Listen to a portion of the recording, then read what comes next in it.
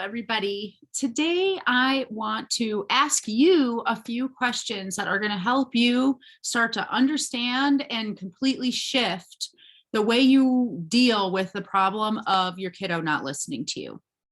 So, the first question I want to ask you is, who do you become when your kid doesn't listen to you? What version of yourself are you? When you are ignored, when you've already said something several times, when you can see really clearly that your request or what you have said is not being honored at all. Who do you become? And the reason this is the first question I want to ask you is because we know that the parent-child connection is the most important thing that dictates the kiddo's health, the kiddo's behavior, the ability of the family to resolve things. It's so important that it literally protects kids from trauma. That parent-child connection is clutch. And when that parent-child connection is not great, there's nothing else that we can do in the parenting realm that will make up for that lack. That is something that we know after years and years and years of research. So when you think about, well, who am I when my kid doesn't listen to me? That's not a problem if the answer to that is like, well, not my best self. Like maybe I'm an angry person. Maybe I feel really resentful. Maybe I yell. Maybe I lose my temper. Maybe I get really frustrated. That's normal. That's perfectly understandable, right? And the system, nature is so wise that the system is designed to totally be fine if we're not just Mary Poppins all the time with our kids. It's okay for every once in a while for us to just not really be the best version of ourselves. But the second question I want to ask you is, how often are you that version of yourself? The person you become when you are ignored and not listened to and maybe disrespected and all of those things, how often are you that person?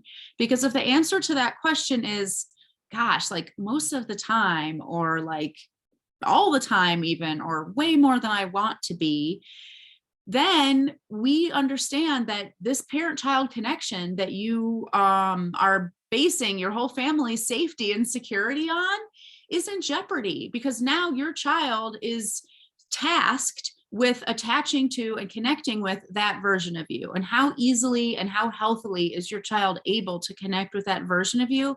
Probably not that well. And like I said, if that's only every once in a while, well, no big deal. That's normal and natural. But if it's all the time, like this is a big challenge for your parent-child connection. It's a big challenge for your relationship. And that is the most important piece that sometimes gets lost when we talk about kids not listening to us. It's very easy to say, that is so frustrating. And it is frustrating. And it does take extra time from us. And it means that we have to do extra work and all of that stuff. But what gets lost in that conversation often about frustration is the bigger cost of that repetition cycle that we get in with our kids, and that not listening cycle we get in with our kids. That bigger cost to the parent-child relationship and the parent-child connection. That is the true cost of perpetuating this dynamic that we have with our kids. So now I want to ask you my last question. I've asked you so many questions. Who are you when your kids don't listen to you? How often are you that version of yourself? How easily and healthily can your kid connect with that version of yourself? And the last piece I want to ask you, that last question I want to ask you is, how would it be for your child to connect with the version of you that is free from resentment, free from frustration, free from the martyrdom and the badgering and the nagging and all of that stuff? How would it be for your child to get a chance to connect with and attach to that version of you, the true person that you actually are when all of that stuff falls away? That is the true gift of breaking the cycle of the repetition dynamic that we develop with our kids. So if you are ready to do that, if you're ready to completely get rid of that repetition cycle and start to learn how to say things once in an indoor voice and have your kid to listen to you and have that relationship rebuild and reconnect, you need to be with me at the Kids Who Listen Roundtable on April 11th. There are 2 chances for you to attend that day, either at noon or 7 p.m. I want you there with me.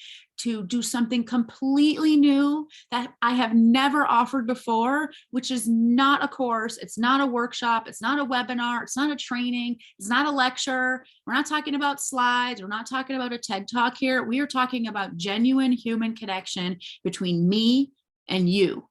And that is what is available to you in this roundtable. And I cannot wait to see you there. The link to learn more and enroll is in the description of this video. Check it out, sign up, and I will see you soon.